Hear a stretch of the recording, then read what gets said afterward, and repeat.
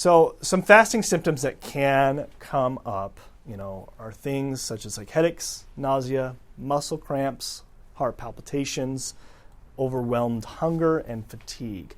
If you do get these symptoms, this is where, and a lot of people, especially when they're first fasting, this is where you want to see a physician to kind of eliminate these types of symptoms. So you could keep on going forward with that, and that's something that we do is we try to address what kind of, your biochemistry is out, what do we need to adjust as far as nutrition-wise and things that we need to address, or if it's hormonal imbalance, if it's fatigue, chronic fatigue issues, or if there is a heart palpitation or muscle cramps, that could be a nutritional deficiency. So there's multiple things that can be into play that we can eliminate those types of symptoms so you don't have to deal with it, so you get the benefits from losing weight and not have to worry about the symptoms. Then, of course, things to do during a fast to eliminate the symptoms. These are some things that I do suggest for people is, if you've never done fasting before, is start with what I call as a liquid fast or a juice fast. A liquid fast is something you could typically do where you do something like bone broth or veggie broth and has some sea salts and stuff like that.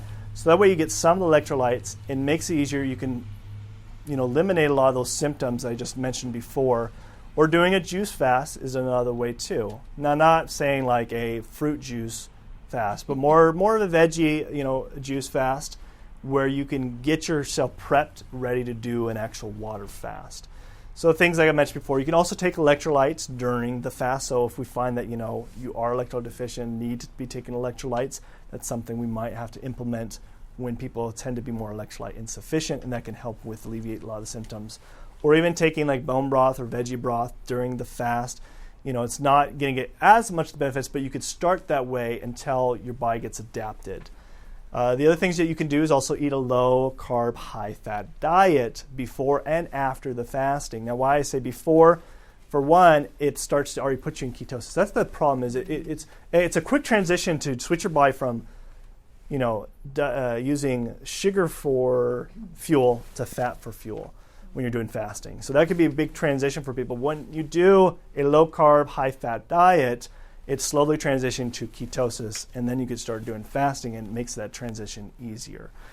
And then, of course, why doing it after a fast, you can prolong the ketosis. So and I'm going to talk about how breaking a fast here in a minute, but that's one way of prolonging the fast, by breaking it with a low carb and high fat diet. And then, as I mentioned before, is always listen to your body when it comes to fasting. You know your body best.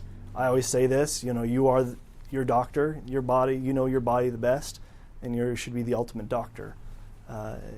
So I'm just here to educate you how it all works, but really you should be listening to your body of how, and that's when I'm checking with patients like, okay, how are you feeling, things like that. They know, and help you kind of guide you through that.